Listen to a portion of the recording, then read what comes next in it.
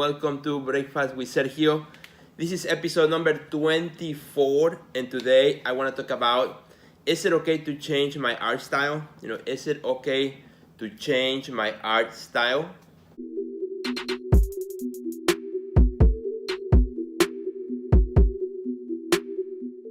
That is a question that I get asked quite often, particularly during webinars. So that's what I want to talk about today. Is it okay to change my art style? So my friends, this is Friday. It's kind of a rainy day here, Chicago area, but I'm super happy because it's Friday. Weekend is here. It's been a great week, busy week, and I'm super happy to be here back with you again with Breakfast with Sergio. Well, before I talk about, if it's okay to change your art style, I want to tell you what I have for breakfast today. Well, today I have crepes again. I had this on Wednesday, although these ones are a little bit different. On Wednesday, the crepes I had were strawberry with blueberry and banana. Today I switched a little bit. It's the same recipe for the crepes. Actually, I made a batch, so it's not that I was making more crepes this morning. This was already from the batch that I had already made. But these ones have in the inside, which I love peanut butter. So they have a spread of peanut butter. Then they have banana. They have also a spread of apple pear sauce. Super good, that I buy here at a local store that they make it fresh. And then on top of it has a little bit of a cranberry sauce as well.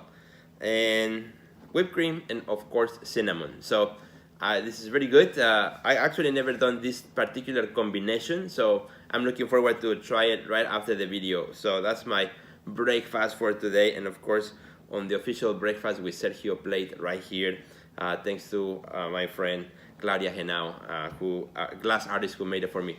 And my friends, today, first of all, again, happy Friday. Hope you have an amazing weekend ahead of you. Hope your week was good. Thanks again for all the messages that you've been sending. Thank you everybody for joining this morning. Also, I want to say, if you have a topic that you would like to recommend for Breakfast with Sergio, please send it over. I would love your input on that. I've been getting some messages, some ideas on how to say, hey Sergio, why don't you talk about this or that? So I'm making notes, I'm planning for that. And I would love to do more episodes where I take in your questions, or I take in your suggested topics. So please send them over. Again, so my friends, today I want to talk about, is it okay to change my art style? This is a question that artists often we face. Maybe it's particularly if you are an artist who have been working for a while on a certain style, and then you want to change, you want to switch. Is it okay? Can I do that? Can I make a complete stop and switch? Should I do it? Sergio, is that okay? People already know me for something. Should I switch to something else? So that's a question that sometimes happens. Or maybe there are artists who say, Sergio, I just cannot do the same thing many times, or I cannot stay focused on one thing. I like to jump back and forth. Is that bad? Is that okay? Do galleries like that? What do you think? So those are the questions that sometimes come for artists as we go through our career, right? What if I want to change style? Well, the quick answer, this is my opinion. Again, this is just my opinion based on my experience and my expertise, where I would say it is okay to change. It is okay to change. As an artist, you are in control of what you make, what happens in the studio. It is absolutely okay to change. Now, let me talk a little bit more in depth about this, right? Now that we say, okay, yeah, maybe it's okay to change, but let's think a little bit about this. And there's no one way of running your art career. I know artists who are very successful at doing one thing. They are known for that one thing, and that's what they have always done since they discovered that, and that's what they'll always do. And of course, there are variations as they go through their career, and that's what they're known for. And if you see one painting in an art fair, if you see it 5 years from now in a different art fair, you will recognize the artist, or if at a gallery or a museum and so on, you will recognize them because there's certain visual qualities that these artists, or certain sensibilities that these artworks employs, or materials employs, that will make them recognizable time and time again. That's one way. Now, there are other artists who are also very successful who don't do that, who may have a series of works with that have a particular aesthetic, have a particular idea perhaps, or a particular way of thinking or working, and that's what they do for a season, and then they change to something completely different, and that's what they do for another season, and they are also very successful. So it's not one way or another that is the key. It's not that if I do this, it's equals to it will be great, or if I do this, if I don't change or change, it will be equals to that.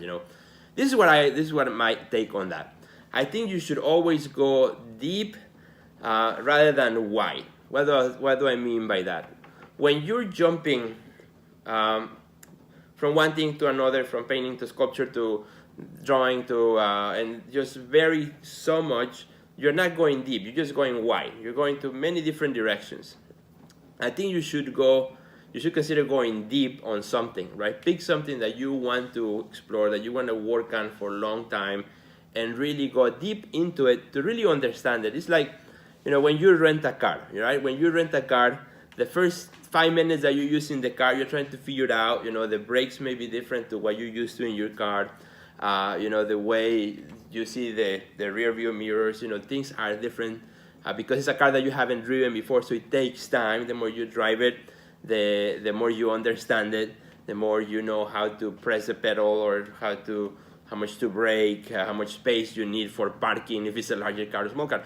So I think when it comes to our art making, we need to go deep. We need to really go deep into something so that we can really understand it, so that we can really figure out what it is, why we make it, why it matters. If you're just jumping back and forth between 10 million things, it's hard to go deep. And it's hard also for people to know what is it that you're trying to do when you're trying to find opportunities for your art, when you're trying to find opportunities for exhibitions and so on, because people have a hard time tracking you. What is it that you are trying to do, because you're jumping too much.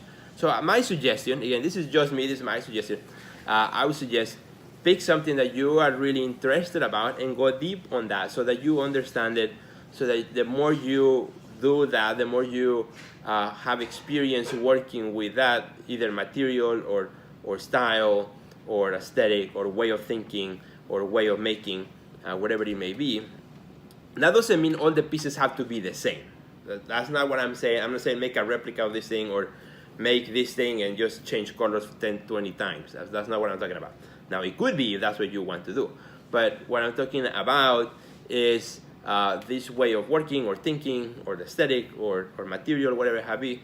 Work on it, devote yourself to work on that for a while so that you understand it, so that you can go deep into it, so you have a better relationship with it, so that you really grow into the understanding of that, whatever it is that you are doing. Once you understand that, and once you have exhausted many of the initial possibilities, then you can, I think, then if you have other ideas, other things that you want to do as well, then yeah, go ahead, why not? Now, some of the problems that happen, and here's what artists get worried when changing art style, right? It's like, well, Sergio, here's the thing, I already have a gallery, and my gallery expects X, Y, and Z from me. That's what they represent. I'm afraid that if I change styles, that they will cut me out of the loop, that they will no longer represent me, that they won't like it, or maybe there are already collectors that follow me, and they know what I do because I have been doing this for the last 10 years, and they like it, they buy it, but I feel the itch to change into something else, and I'm afraid that I'm gonna lose my collector base and so on. And those are very real fears, there's nothing wrong with that. Those are real fears because those things are absolutely things that you gotta think about anytime you're doing any type of change of any kind. So what I would say is, when that is the case, you can still make what you're making and what you're known for, while at the same time exploring other possibilities, other ideas, other things that you may want to do. And if you need to change, it's either you have two options. Either you please the gallery and you please the collectors and you please everybody else, or at the end of the day, are you going to please the itch that you have inside, the desire that you have of working or looking at possibilities that you may have ahead for you, that because you are known for doing something, that you don't want to change and take the risk of doing something else. I think art, at the end of the day, is about risk taking. It's about taking the risk on things and going in a path that maybe has not been followed before, the road less traveled, right? So I would encourage you to do that. Now, there are also, this is another way, there are also artists who may have multiple things at the same time, that may be working with multiple series or multiple ways of working on things also at the same time, and they're trying to go deep in each one of them simultaneously, to see which one is the one that they really want to do, or maybe they want to continue at the same time. So it's entirely up to you. I think there's not a one way to do your art career. Now, of course, again, depends who you ask. If you ask the gallery who's been representing you for the last 5 years and has been selling your work, and they'll probably say, hey, wait a minute, don't change too much, because we're still, we want to continue working with this type of work that you're doing, selling really well. Well, they're looking at that from one perspective, but you as an artist, you have to also think about what's inside of you, what's calling you as an artist, what's really motivating you to do the work that you want to make. And again, there's no one specific way. Now, in my case, let me tell you a little bit of how I think about it in my studio, right? Because it's easy to talk about everybody else, but how I see it in my studio, how I run it. For the last 16, 17 years, I've been working on a series that's called the Cycle of Life, which is a figurative-based series on the cycles of life, understanding life from birth to death. This started with the birth of my son, Alec, and since that, I devoted part of my career to say, I want to understand what is this thing, right? Nothing as my son, but what is this thing called life? And what it is, and how it works, and how it transitions and changes from one season of life to another, from being, a baby to a youngster, and so on. So I've been recording life as it happens. I've been recording the growth of my children, not as portraits, but kind of as documentation of growth. So that's one series that I've been working on for a long time, and that I'm devoted to continue for many, many more years as I continue to go deep into this particular subject. Now, that is not the only thing I am concerned about. That's not the only thing that I really care about. There's another side that I'm really super interested in understanding and exploring the social issue of immigration. I'm an immigrant. I came from Mexico to Chicago in 1988, which, by the way, is 30 years already. This month is 30 years since I came, and I'm super excited about that. But there are so many problems regarding to that. The immigrant story. The talk that's going on right now with DACA and the dreamers and so on, children crossing the border, detained, and so there's so many complex issues that I'm really trying to explore also in another series that's simultaneous to my cycles of life. So I have my cycles of life going here, doing something, and then I also have my series that I'm trying to go deep as well on the issue of immigration. So I have these two simultaneous series that continue to grow parallel, and now, because so many years have passed, I had the opportunity now to also promote and market them independently from each other, where the show that is in Mexico, traveling to 2 museums in Mexico right now, is exclusively the work from the immigration series, which was curated by Ernesto Marenco, who was my curator. He selected a really beautiful selection of pieces that started at the Museum of the City of Cuernavaca, and then is going to the Museum of the City of Querétaro, and that's all graphic work related to immigration.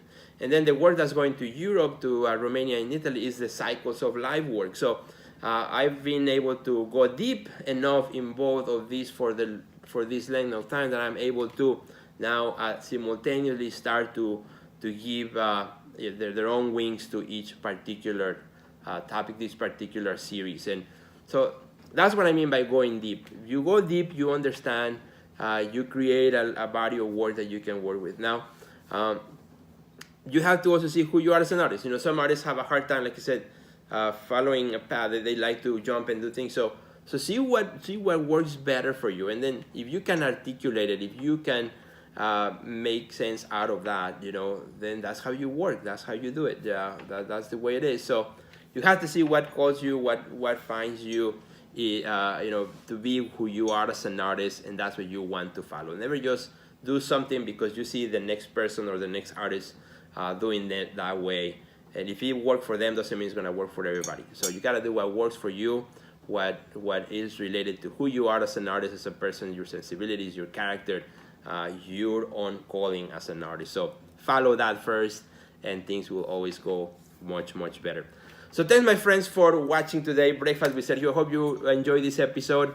And if you want to know some of the other amazing resources that I have for artists, just go to my website at theartistnextlevel.com. There's free webinars, there's free videos on all kinds of topics, all really cool stuff. Just check it out. And also follow me on Instagram at Sergio Gomez Projects. Thanks for joining today. Please tell your friends about Breakfast with Sergio. Would love to see you again. Thanks for joining me. I'm gonna get back to my crepes here and have an amazing and great, awesome weekend. And there was something else I want to mention in the topic, but I just forgot. So if it ever comes back again, I'll bring you back in another episode. Thanks again, everybody. We'll see you later. Bye. Thanks for all the awesome messages that you guys are sending. Thank you so much. Hey, thanks for watching again another episode of Breakfast with Sergio. If you really enjoyed it, join me Monday, Wednesdays, and Fridays here in YouTube. Subscribe to my channel so you get all the episodes and you don't miss any of them. If you are on Instagram, don't forget to follow me at Sergio Gomez Projects.